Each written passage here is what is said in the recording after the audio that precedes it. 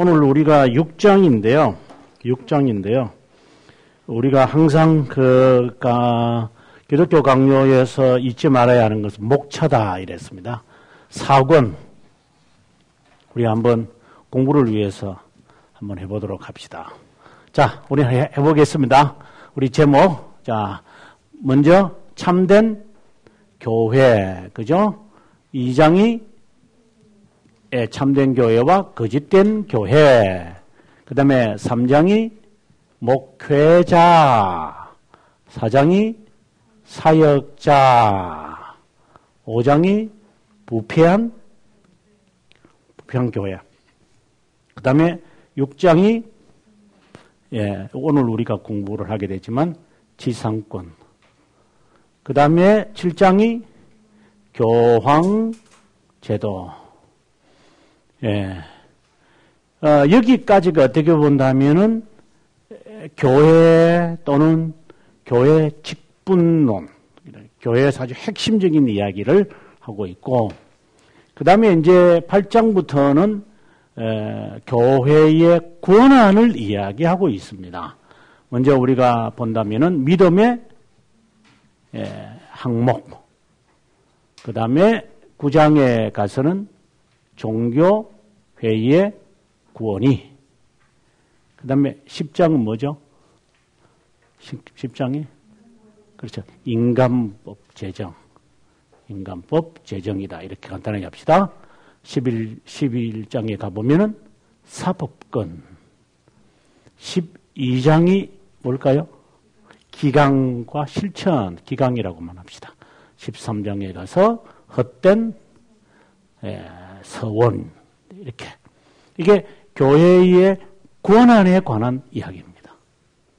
그 다음에 14항에 가서 조금 주제가 달라지죠. 이때부터는 성례에 관한 이야기를, 교회에 대한 이야기를 하면 반드시 성례가 나오게 됩니다. 대교리 문답도 마찬가지고, 소교리 문답도 마찬가지고, 신앙 고백서도 마찬가지고, 하이델베르그도 마찬가지고, 모든 신앙 고백에는 교회와 성례가 빼놓을 수 없어요.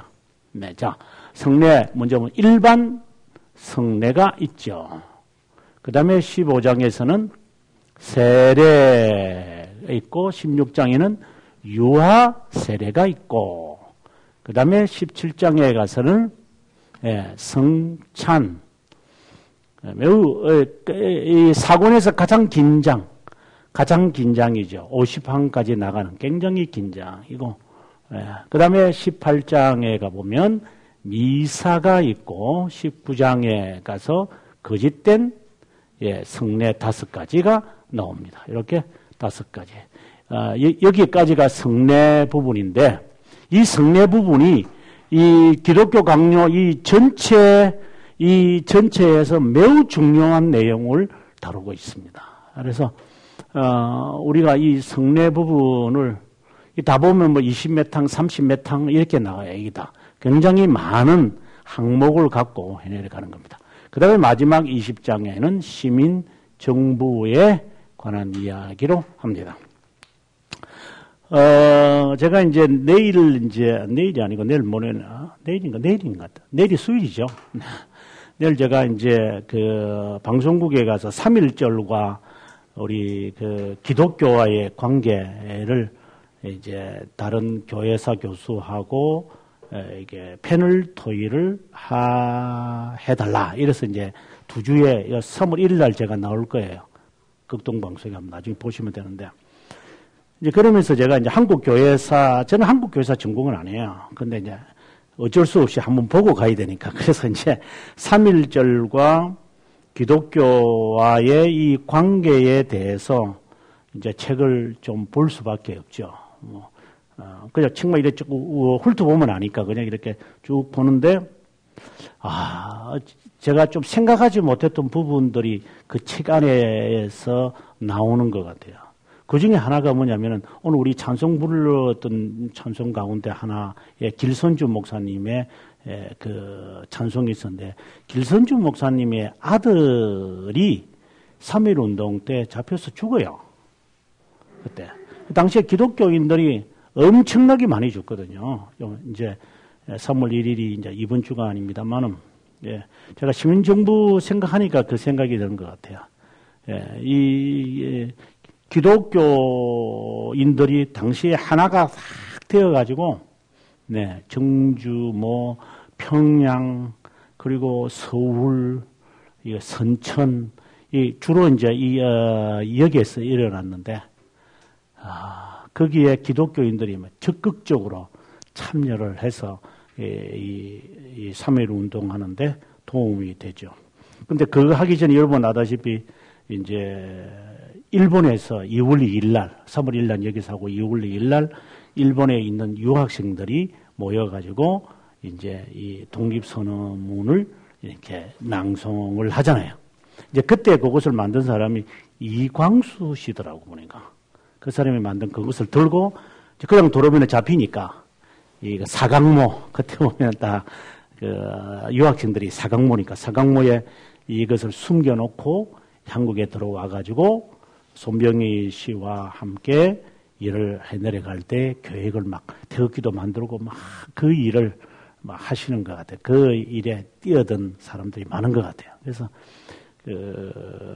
시민정부 생각하니 갑자기 여기 떠올랐습니다만 3.1절과 기독교는 굉장히 떼놓을 수 없는 밀접한 관계 속에서 있어졌다는 것을 공부해보면 해볼수록 좋은 것 같아요. 근데 사실상 이런 자료가 많이 있는 게 거의 많이 없어요. 이게 흩어져 있는데 그냥 간단하게 보려면 그 박용규 교수님이 쓴 그분도 보통 분이 아니에요. 예, 이렇게 두꺼운 거 1500페이지짜리 3권이 나온 거잖아요. 거기 책에 정말 자세하게 나온 것 같아요. 꼭 이제 그런 것을 혹시 보시려면 그 책을 보시면 아마 도움이 될 것 같습니다. 자, 우리가 지난 시간에 교회론 이야기 하다가 아마 5장까지 한 것으로 기억이 납니다. 그죠? 그런데 참된 교회와 거짓된 교회. 우리 복속을 위해서 한번 생각해 봅시다. 참된 교회의 기준이 무엇입니까? 하면 순전한 말씀 선포다. 이렇게 했습니다. 말씀 선포. 그 다음에 성례의 집행입니다. 그래서 이 두 가지를 매우 중요하게 생각을 합니다. 그 다음에 목회자에게 와서 목회자를 어떻게 선출할 것이냐 하는 이야기. 그 다음에 여기 사역자는 교회의 부교역자를 주로 두고 하는 말입니다. 그 다음에 5번째는 부패한 교회가 초대교회의 아름다운 모습이 어떻게 부패해져 갔느냐를 살피는데 부패해져 가는 교회의 대표적인 게 로만 가톨릭이다. 이렇게 우리가 보는 거죠. 로마 가톨릭. 로마 가톨릭이 어떻게 그러면 부패해져 가기 시작했느냐라고 하는 점을 이제 살피기 위해서 오늘 우리가 지상권이라고 하는 이 주제를 보게 됩니다. 지상권이라는 주제가 나오면 반드시 나와야 할 주요한 인물이 바로 베드로입니다. 베드로라고 하는 인물을 등장시켜서 로만 가톨릭은 자신들이 베드로의 개성권을 갖고 있다고 이야기하는 겁니다. 이게 정통성 주장이죠. 그 정통성을 주장함으로 자신들의 교회가 거짓된 교회가 아니라 참된 교회를 가리켜서 거짓된 교회라고 말하게 되어지는 것을 억지 주장하기 위해서 베드로를 끄집어내게 됩니다. 그게 이제 부패한 교회의 이야기였고 그것을 위해서 베드로를 당기는 것이고 그 다음에 이제 7장에 가서 내고는 6장 이야기고 그 베드로의 후계자들에 관한 이야기입니다. 이제 후계자들이 어떻게 이것을 제도화 만들었는가. 제도화 만들어서 1000년 동안 진리를 묻어두고 있는 것인가를 이제 살피는 것이 교황제도죠. 제가 교황제도라는 것은 중세교회 시간에 제가 강의를 하면서 중요하게 다루는 게 중세교회의 핵심 단어가 뭐냐 이렇게 말하면 바로 교황제도다 이렇게 제가 이야기를 합니다. 사실상 말은 이게 간단해요. 교황제도가 중세교회사를 보는데 가장 키워드다. 이 말은 쉬운데 이 중세교회사를 제가 쓰게 될 때에 맥이 안 잡히는 거예요, 이게. 이게 이제 머리가 아픈 거거든요. 맥이 안 잡히면 책은 힘든 거예요, 이게. 계속해서 읽어야 돼요. 한 권, 두 권, 10권, 20권, 30권, 뭐 계속 읽어도 이게 다 산발되어 있으니까 그걸 어떻게 하나로 쫙 뭉쳐가지고 이게 정말 힘든 작업이었는데 근데 그렇다고 해서 제가 잘했다는 말을 하려고 하는 것 같은데 그런 개념은 아니고 책마다 공통적인 주제를 찾아내는 거죠. 예. 이 학자와 저 학자 여러 학자들이 중세교회사를 말할 때에 공통적으로 중요하다고 하는 말이 딱 나와요. 그걸 이제 수집해내는 거죠. 그게 찾아냈던 게 교황제도였던 거예요. 예, 이제 요걸 잡아내는 게 이제 요게 이제 좀 어려운 작업이죠. 예. 근데 책을 통해서 수십 권을 통해서 답을 찾았는데 이게 그렇게 중요하다는 사실을 가면서 내가 잊어버렸는데 기독교 강요를 오니까 또다시 이게 나오는 거예요. 이게. 그래서 이 정말 중요한 주제구나. 이게 교황제도라는 게. 그래서 로만 가톨릭을 이해할 때 가장 중요한 건 베드로 그다음에 그의 후계자들이 만들어냈던 교황제도 이 두 키워드죠. 그래서 이것을 베드로와 그의 후계자들의 이 선을 잘라버려야 되게요. 잘라버려야 로만 가톨릭의 거짓됨이 백일하에 드러납니다. 이걸 두 개로 자르지 못하면 이제 힘듭니다. 네. 베드로하고 후계자하고 무슨 상관이 있단 말이냐. 자, 이렇게 이제 우리가 접근해 가야 되죠. 사실 아무런 상관이 없죠. 베드로는 베드로고, 후계자들은 후계자들이 왜? 족보라는 게 없기 때문이죠. 그래서, 로마 교회하고 우리가 착각하는 것은 로마 교회, 당시에 우리가 5대 교회가 있었잖아요. 그죠? 아시죠? 서방교회의 대표 교회가 로마 교회고, 이 로마 교회는 본래 있었으니까요. 베드로가 세웠던, 그 다음에 바울이 세웠던 것은 있었습니다. 그 다음에 예루살렘이 있었고, 그 다음에 여기에 알렉산드리아가 있었고, 그 다음에 그 위에 안디옥 교회가 있었고, 그 다음에 저 위에 불가리아 바로 밑에 있는 터키 지역에 있는 콘스탄티노플이 있었고, 이런 교회 가운데 로마 교회도 오래된 교회는 사실이에요. 근데 이 로마 교회하고 로마 가톨릭하고 자연스럽게 하나라고 생각이 드는 거죠. 우리들이 생각할 때. 아닙니다, 이거는. 그래, 이제 그 고리를 잘라내는 게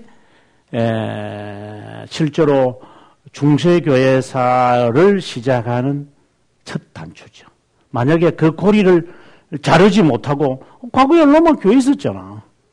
근데 그게 로마 가톨릭 된 거 아니에요? 이래 이야기가 되면 그 사람은 아직도 중세교회에 대한 개념화가 안 된 사람인 거예요. 완전히 잘라버려야 됩니다. 전혀. 이름만 같을 뿐이죠.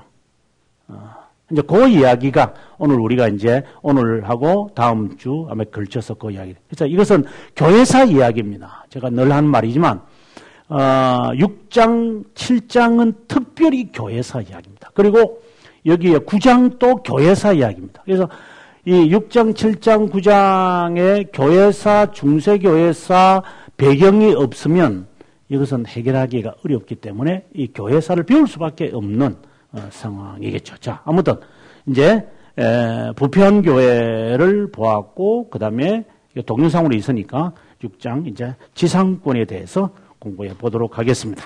850페이지 봅니다. 먼저 제목부터 한번 볼까요? 851페이지에 베드로라고 하는 이름이 등장합니다. 그 다음에 넘어가시면 855페이지에 유일한 머리이신 그리스도, 교회와 그리스도와의 관계를 이야기하게 될 때 등장하는 단어들이 있어요. 그리스도는 교회의 머리다 라는 단어가 매우 중요하죠. 그 다음에 두 번째로 그리스도와 우리와의 관계에서 말할 때 교회는 신부고 그리스도는 신랑이다. 이렇게 표현하는. 이게 이제 그리스도와 교회를 이야기할 때에 사용하는 단어들이에요. 신랑, 그 다음에 머리다. 이렇게 말을 하는 거죠. 그 다음에 이제 넘어가서 856페이지에 로마 감독 베드로. 좀 베드로 이야기죠, 결국. 그 다음에 마지막 858페이지에 가서 로마 교회.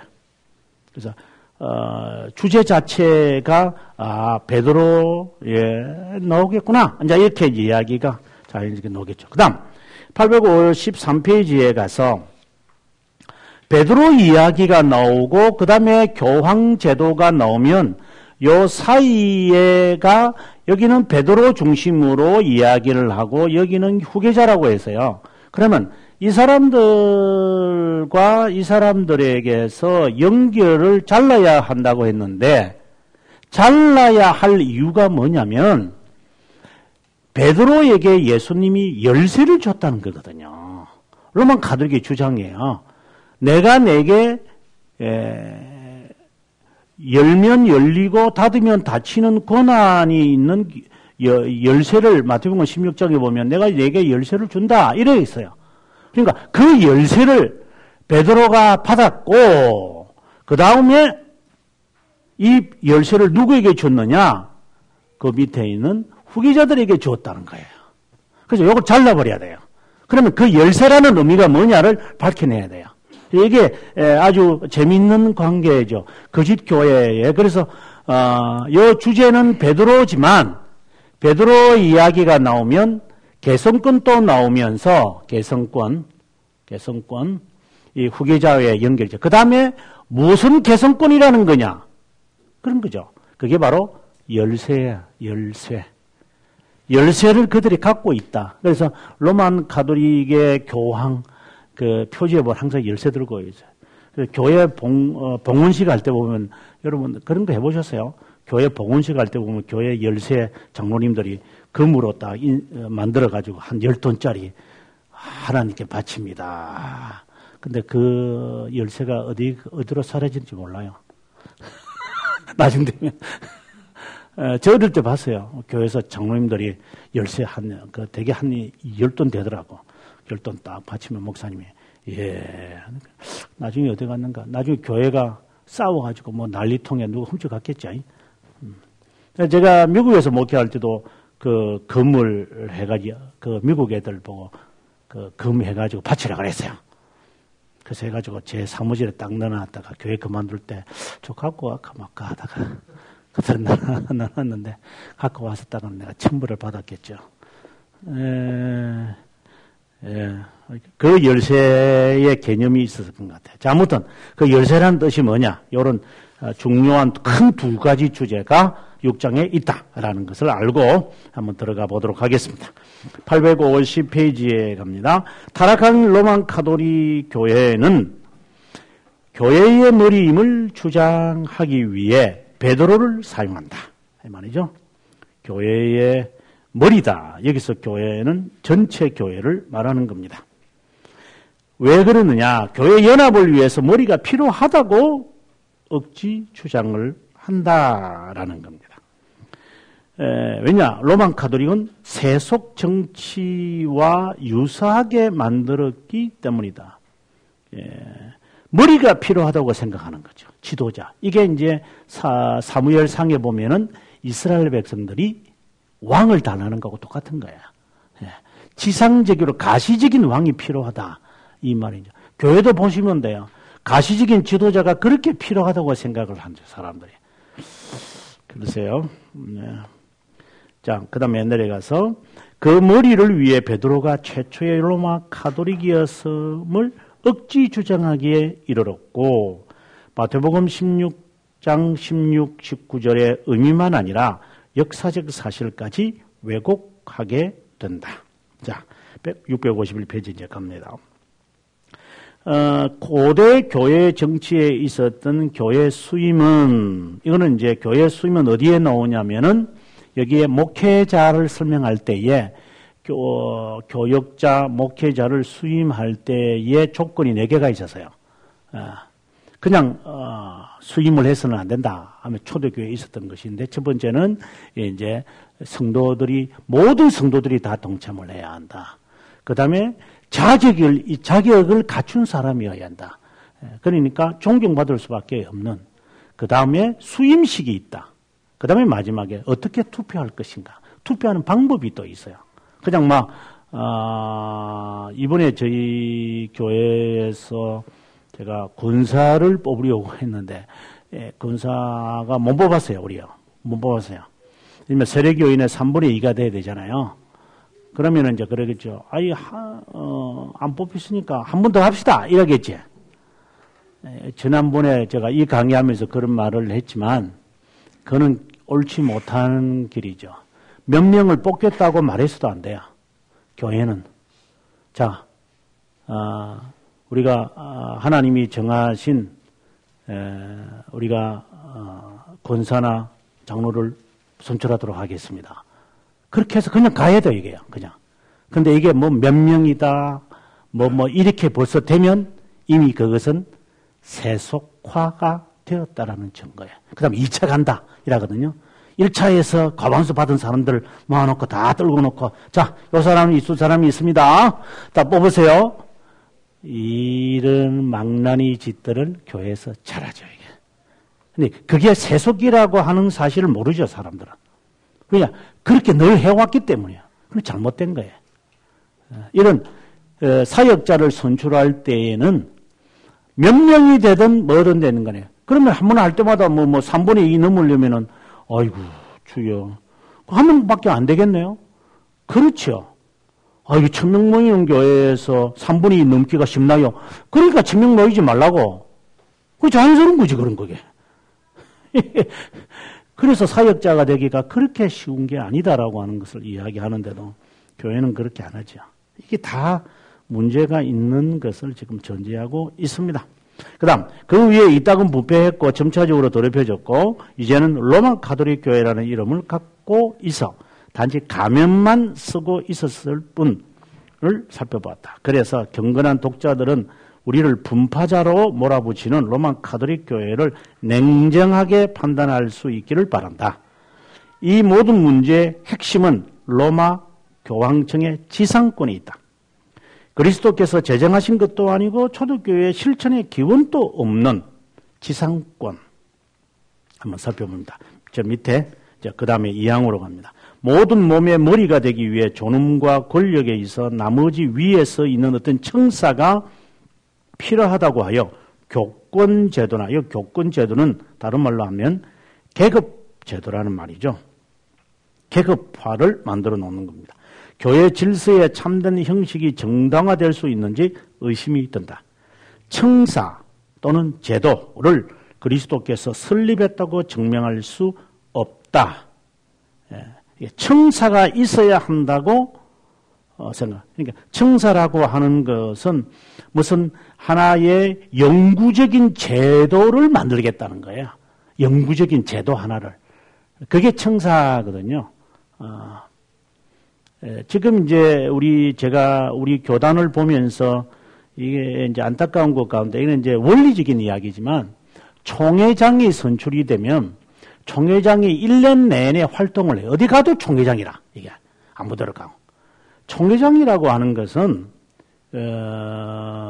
회의를 집행할 때만 딱 필요하고 그 다음에는 딱 끝난 거예요. 그래 회의 우리가 3일 동안 하니까 월, 화, 수 한번 총회장 그 다음부터는 자신의 목사로 자기가 돌아가야 돼요.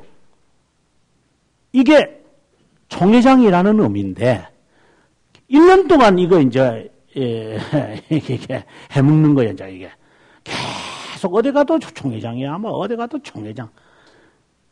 그래서 저는 이렇게 지금 제가 남아있는 책을 하나 쓰는 게 장로교회사거든요. 저 장로교회사라는 책을 꼭 써야 된다 생각을 지금 하면서 자료를 모으고 있지만 정말 문제가 많은 거죠. 총회장이라는 것은 회의에 주도하는 사람이고 마치면 직임에서 물러나는 거예요. 그 다음에 누가 일을 하느냐? 우리가 아다시피 서기가 아니면 총무가 일을 하는 거죠. 그 총회장이 다 돌아서 다니면서 하니까 한국 교회의 모습은 좀 상당히 흥미있죠. 좀 어떤 때는 마음이 좀 아플 때가 있지만 아무튼 청사와 제도가 영구적인 이런 제도가 있어서는 안 된다라는 말을 지금 하고 싶은 겁니다. 그 다음에 넘어가서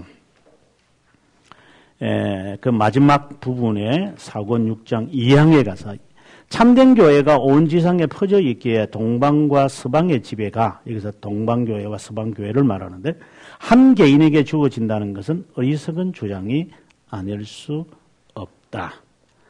교회를 세속 정치처럼 한 사람이 주도해야 한다라고 하는 것은 있을 수 없다라는 말을 지금 하고 싶은 겁니다. 그러면 베드로를 왜 들먹이느냐라는 말을 보면 둘째 줄에 반석 위에 내 교회를 세우리라 라고 하는 말이다. 그 말에서 갖고 온다는 겁니다. 그 다음 요한의 아들 시몬아 내가 이 사람들보다 나를 더 사랑하느냐 내 어린 양을 먹이라. 이런 말씀 요한복음 이런 말씀들을 들먹여서 베드로에게 하나님은 지배권을 줬다라는 겁니다. 그 다음 밑에서 셋째 절에 베드로가 받은 권한은 다른 이들과 받은 것과 동등하다. 묻고 푼다는 문제는 무엇을 묻고 푼다는 것이냐? 성경의 모든 것에 반복되어 나타날 뿐 베드로가 그것을 복음 사역자들이 하나님과 인간을 화해시키는 명령으로 받았다는 것을 말할 때 잘 밝혀 드러난다는 것이다. 그래서 묻고 푸는 권세를 내가 너에게 준다라고 할 때의 의미는 베드로만 준 것이 아니라 모든 자에게 준 거다. 이 말을 지금 칼빈이 말하고 싶은 거예요. 모든 자에게 있다. 그러면 왜 모든 자에게 여기서 말하는 모든 자는 사역자를 말해요. 목회자. 아무에게 준 게 아니라 그 목회자에게 왜 이런 권한을 줬느냐? 네, 이거는 이제 사이비 목사를 두고 말하면 안 되죠. 참된 목자에게 이 권한이 있어요. 이거는 담임을 해보면 느껴지는 게 있어요. 이게 양을 맡기신 것에 대한 이 담임 목사가 양들을 위해서 하나님 앞에 간구하는 게 있어요. 그래서 이 목사가 좀 죄송하지만 이 목사가 참된 목자를 두었을 때 우리가 참된 교회라고 보고 참된 목자라고 봤을 때 그 교회 성도 가운데서 아주 못된 사람이 목사를 힘들게 했을 때 목사가 그 사람을 향하여 저주를 내릴 수 있어요. 어떻게, 할 수 있어요. 저주를 내리면 하나님께서 참된 목자의 저주를 주께서 그에게 행해요. 그래서 조심해야 돼요. 근데 이것을 악용하지요. 거짓 목사들이. 그러나 실제로 있어요. 그래서 묻고 푸는 이 권세가 참된 목자에게 있다는 사실을 잊어서는 안 돼요. 그래서 목사의 권위에 막 도전을 한다거나 비난을 하거나 이렇게 했을 때 오는 것에 대한 대가를 스스로는 예상하고 있어야 돼요. 그걸 각오하고 비난해야 돼요. 나중에 다 받아요. 그러니까 조심하셔야 돼요. 그게 여기서 말하는 묻고 푸는, 이건 아무나에게 주는 게 아니라 하나님의 선택된 목회자들에게 주어지는 권한이다. 이것은 저만이 말하는 게 아니라 칼빈도 이런 말을 늘 해요. 자, 계속해서 모든 교회에게 주어진 열쇠, 이 열쇠라는 부분을 이제 한번 들어가 보도록 하겠습니다. 한 6줄에 내려오면 베드로에게 주어진 것은 동료에게도 일반적으로 주어진 것이 틀림없다. 동일한 복음 선포가 모든 사도에게 맡겨진 것처럼 사도들도 같이죠. 베드로만이 아니라 사도들도 묻고 푸는 일반적 권능을 받았다고 봐야 한다. 네. 그 다음에 이제 넘어가서 854페이지에 가서 베드로가 교회를 세우는 데 있어서 최초의 인물, 모든 신자 중에 첫 번째 인물이라고 해서 영예를 돌리는 것은 합당하다. 그건 인정하지만 모든 자 위에 군림해서는 안 된다. 지상권을 소유했다고 추론해서는 안 된다라고 하는 겁니다. 그 다음에 854페이지 계속해서 7항에 가보면 베드로가 사도들 중에 어떤 직책과 권력을 가졌다는 것이 가르치는 모든 성경 구절을 모은다 하더라도 그들로부터 어떤 인물로 받아들여졌고 어떻게 행동했는지는 알 수 없다. 외부 사료를 참고해서 볼 때 12명 중 한 인물이었을 뿐 나머지와 동등했고 동반자였지 그들의 주인이 된 적은 없었다. 다른 인물의 말을 들었고 그들의 견해를 표현했을 뿐이다. 이걸 어디에 나타납니까? 갈라디아서 보면 잘 나타나죠. 베드로를 꾸짖죠. 바울이. 그리고 여기 사도행전에도 보면은 꾸짖어요. 베드로를. 베드로가 만약에 지도자였는데 왜 여타에 있는 사도들이 자기를 향하여 꾸중했을까? 그렇지 못하죠. 그러니까 일반적이었다. 그 중에 한 명이었지 베드로가 군림하지는 않았다라는 말을 지금 하고 싶은 겁니다. 그 다음에 855페이지에 가서 머리이신 그리스도를 한번 보겠습니다. 9항입니다. 로마 가톨릭주의자들이 한 군주 안에 모든 세상이 수용되는 것이 좋다고 유익하다고 주장하는데 이것은 세속 정치입니다. 세속 정치 가운데서 특별히 이 시대에 여러분들이 우리가 교회사에 보게 되어지면은 세속 정치라고 말할 때 퓨더리즘을 말합니다. 퓨더리즘. 보통 봉건주의다 그러죠. 봉건주의. 봉건주의가 어디서 나왔습니까? 이라면은 신성로마 제국에서 나옵니다. 신성로마 제국의 원형은 어디입니까? 이라면 프랑크족입니다. 프랑크족. 프랑크족은 이 봉건주의를 소유하고 이 체제를 그대로 신성로마 제국에 적용시켜서 내려온 것처럼 이 봉건사상, 봉건주의의 로만 가톨릭이 그대로 이 제도를 교회에 갖고 들어옵니다. 이것을 가리켜서 우리는 교권 제도다 이렇게 말을 하는 겁니다. 그래서 머리가 필요한 거죠. 교회는 머리가 필요해. 교회가 머리가 필요해. 이렇게 이야기를 하게 되는 거죠. 가시적인 머리가 필요하다고 이야기하는 겁니다. 그 다음에 넘어가서 856페이지에 성경은 첫째 줄 우리를 위해 교회에 살아있는 이미지를 여러 번 묘사하는데 한 머리에 대해서는 한마디도 언급하지 않습니다. 교회에 예수님 외에 어떤 지도자가 있어야 한다 이게 말하지 않는다 이 말입니다.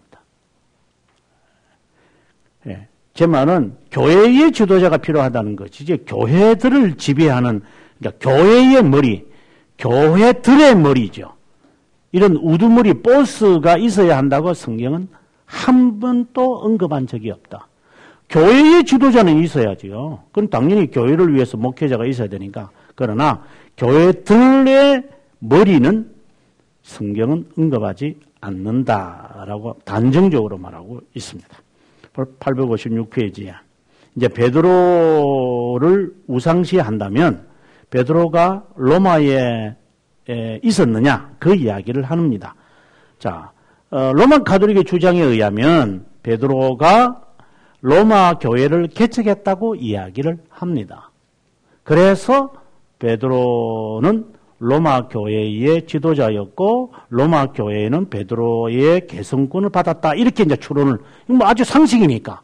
하지만 칼빈이 지금 지적하는 겁니다. 과연 베드로가 로마 교회를 개척했나? 이렇게 질문을 던지는 거죠. 아니다라고 하는 말을 지금 하고 싶은 겁니다. 그 첫 번째로 856편 제일 밑에 줄에 보면 베드로가 처음 교회를 사역한 데가 어디냐? 안디옥이다 이 말이에요. 안디옥 교회다. 그러면 베드로는 로마 교회를 개척하지 않았어요. 어떻게 알 수 있느냐면 나중에 나옵니다만은 바울이 로마서 서신을 쓸 때 베드로를 언급하지 않는 것을 보면 자연스럽게 알 수 있어요. 그러니 베드로는 로마 교회와 상관이 없는 인물. 나중에는 어떻게 된지 모르겠지만 상관이 없어요. 네. 적어도 바울이 로마서 서신을 쓸 때까지는 로마와 베드로는 상관이 없는 사람이었어요. 왜? 그때 어디에 있었는데? 안디옥에 있었으니까. 당연히 안디옥에 있는 사람을 언급할 이유가 없죠. 그러나 로마 가톨릭은 뭐냐? 아니야. 성경에도 있는 이야기를 제쳐두고 로마 교회를 개척했다고 이제 주장하기 시작하는 거예요. 이게 이제 거짓말의 시작인 거예요. 자, 계속해서 보도록 하겠습니다. 857페이지 중간에 13항을 보면 안디옥에서 로마로 지상권이 옮겨졌다고 가정해 봅시다. 자, 그래, 베드로가 훌륭하다고 하니까 그러면 안디옥에서 로마 교회로 그가 지상권을 옮겼다고 해보자. 그렇다면 왜 안디옥이 두 번째 위치에 차지하지 못하는가? 이게 무슨 말이냐면 앞서 제가 교회 5개 있다고 그랬잖아요. 이게 이제 대표적인 5개거든요. 지금 베드로를 하나님 예수 그리스도로부터 열쇠를 받은 그 사람이고 후계자들이 개성권을 받았다고 이야기를 한다고 할 때 성경에 보니까 안디옥에서 목회했던데 이렇게 이야기를 우리가 하면 그들이 뭐라 하느냐면 맞아요. 하지만 안디옥 교회에서 로마로 옮겼어요. 이렇게 우리가 인정을 하고 이제 시작해 보자.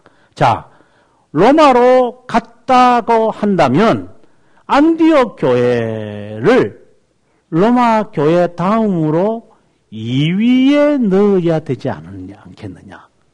예, 베드로가 중요시 되니까. 그런데 실상은 이 5개 교회 가운데서 가장 지도적인 교회는 이 콘스탄티노플이나 안디옥 교회나 그리고 예루살렘 교회가 아니라 알렉산드리아 교회였어요. 초대교회에서 가장 우수하게 있었던 교회는 안디옥 교회였어요. 왜? 우리가 아다시피 이제 나중에 그 1차 종교회의에 나오는 그 니케아 종교회의 할 때 지도자가 바로 알렉산드리아 교회였어요. 근데 왜 알렉산드리아야지? 아니면 예루살렘이든가. 이제 이렇게 이야기하면서 베드로가 옮겨져서 로마 교회에 갔다고 한다는 것을 우리가 은근히 인정한다 하더라도 말이 안 된다 하는 말을 지금 칼빈이 하고 싶은 거예요. 그 다음에 더 이제 적나라하게 칼빈이 말하고 싶은 것은 857페이지 밑에 나오는 로마 감독으로서 베드로가 있었다는 것을 우리가 한번 역사적 증거를 갖고 한번 해보자. 이게 앞뒤가 안 맞다 이 말을 합니다. 자, 역사가 유세비우스는 베드로가 25년 동안 로마를 다스렸다고 하는데 자, 한번 계산해 보자. 그리스도가 죽으신 지 20년 동안 예루살렘에 있었고 후에 안디옥 교회로 갔다가 그 다음에 이제 로마로 갔다고 되겠죠. 그런데 안디옥에 갔다는 것은 분명하다. 그곳에서 그는 7년 또는 25년 동안 거했다고 한다. 이게 또 숫자가 안 맞아요. 7년에 있었다는 사람이 있고 25년 있었다고 하는 사람이 있어요. 그러다가 황제 네로 시기에 베드로가 죽었다고 말하는데 그래서 지금 바티칸 궁전 그 지하실에 가보면 그가 거꾸로 못이 박혀 죽은 십자가 나무가 있다 그러잖아요. 내가 웃어가지고 진짜 전에 그 칼빈 선생이 이런 말을 한 적이 있어요. 이게 기독교 강연하는데 그의 그 트랙트라고 하는 그 아티클에 이런 말을 해요. 로만 가톨릭의 그 십자가 그 나무가 있대요. 교회들마다 다 갖고 있대요. 교회들 나무 조각들을 다 갖고 있대요.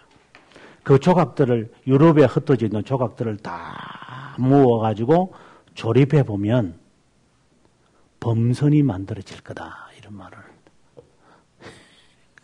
이게 사기치고 있는 말을 이제 우스갯소리라는 말이죠. 그래서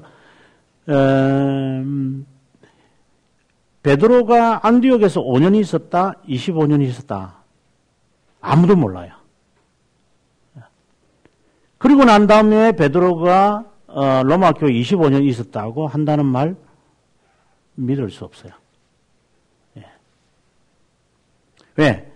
네로가 네로 시기에 베드로가 죽었다고 합니다. 보통 역사에서 그렇게 말을 하니까 이것도 전설이에요. 베드로가 로마에서 죽었다는 거 아무도 몰라요. 그냥 로마 가족이 자기들이 그냥 말하는 거예요, 그냥 이렇게.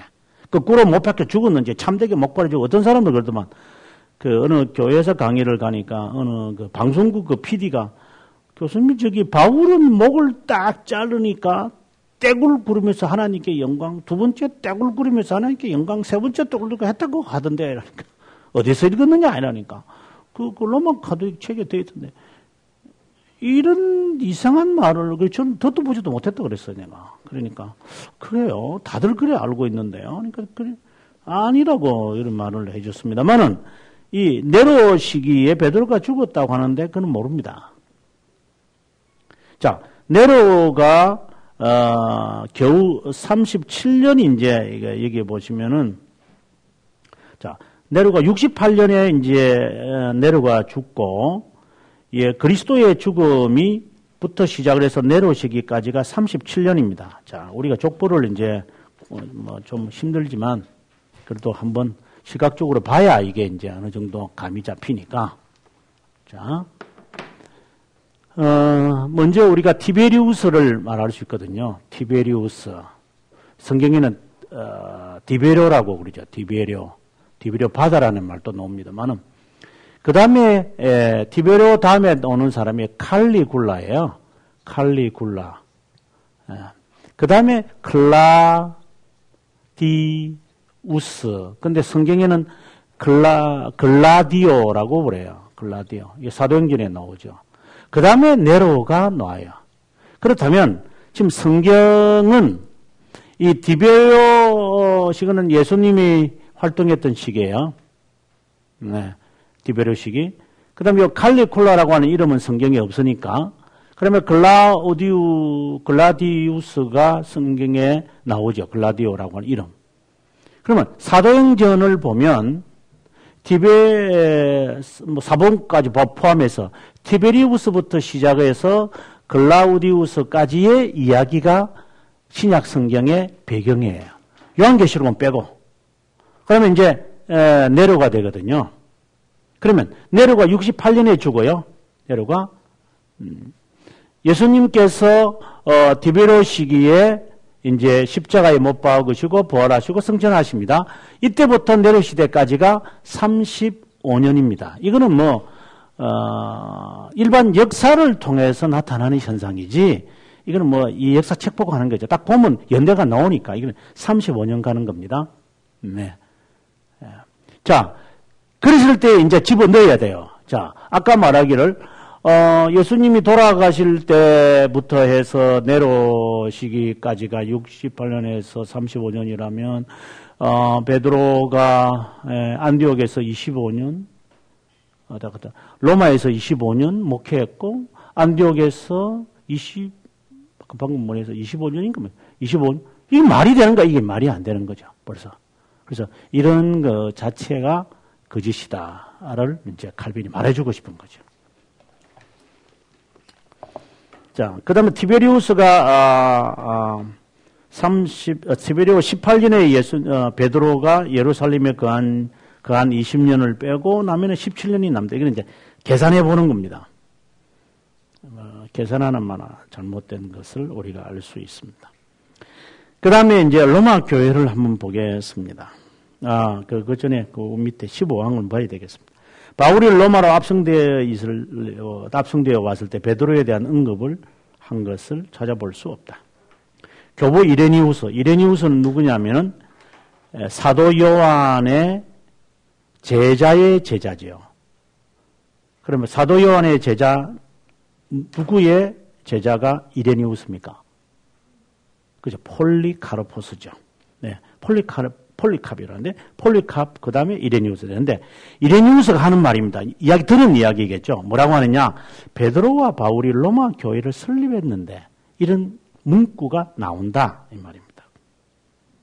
그 다음에 리노와 클레멘트 1세가 로마 가톨릭이었다고 로마 교회의 감독이었다고 이야기를 한다. 이어서 그런 됐다. 그 다음에 베드로가 로마에서 죽었다는 것에는 이견이 없으나 감독이었다는 것은 이해를 할 수 없다.